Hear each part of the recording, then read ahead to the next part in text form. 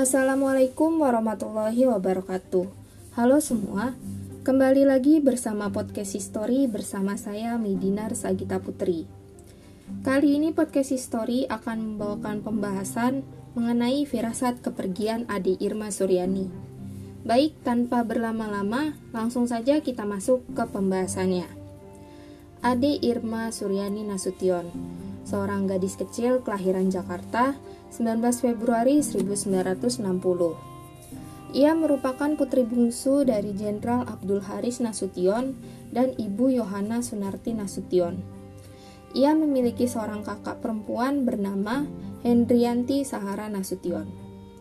Ia wafat pada 6 Oktober 1965 akibat menjadi salah satu korban dari peristiwa G30 SPKI. Ia tertembak saat pasukan Cakrabirawa berusaha untuk menculik Jenderal Nasution. Kehilangan Ade Irma Suryani merupakan suatu kehilangan yang sangat besar bagi keluarga Jenderal Nasution. Dan sebelum kepergiannya, terdapat firasat-firasat yang dirasakan oleh kakaknya, yakni Ibu Hendrianti Sahara Nasution atau akrab dipanggil Yanti. Firasat pertama terjadi beberapa hari menjelang peristiwa G30 SPKI. Saat itu keluarga Jenderal Nasution baru saja pulang dari Istana Cipanas.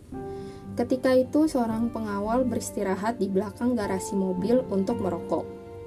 Ia kemudian mengeluarkan geretan, memantiknya, dan kemudian berusaha mengarahkan lidah api yang keluar ke batang rokok yang ada di bibirnya. Namun detik itu juga, ujung api tersebut justru menyambar kabut gas bensin yang beruap ke udara dari sebuah jerigen di dekat si pengawal. Api pun mulai berkobar. Sejumlah orang panik dan sibuk melakukan pemadaman. Ibu Yanti sendiri ada di tengah kelompok tersebut dan ia menatap garasi yang penuh dengan asap. Namun ternyata Ibu Yanti disergap sebuah bayangan aneh.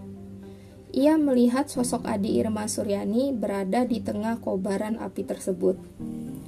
Saat itu beliau merasa ketakutan dan merasa bahwa beliau akan kehilangan adik tercintanya. Ia bergegas untuk mencari adiknya dan hati beliau baru merasa lega saat beliau mengetahui bahwa adiknya masih hidup dan dalam keadaan sehat. Firasat kedua terjadi persis 1 hari sebelum peristiwa G30 SPKI. Saat itu Ibu Yanti mendapatkan undangan untuk menyaksikan latihan drum band yang dilakukan oleh para taruna Akademi Militer untuk menyambut hari kelahiran ABRI 5 Oktober mendatang. Para taruna tersebut mengencarkan latihan mereka.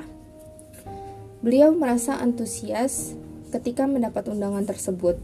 Demikian pula Ade yang mengetahui undangan tersebut.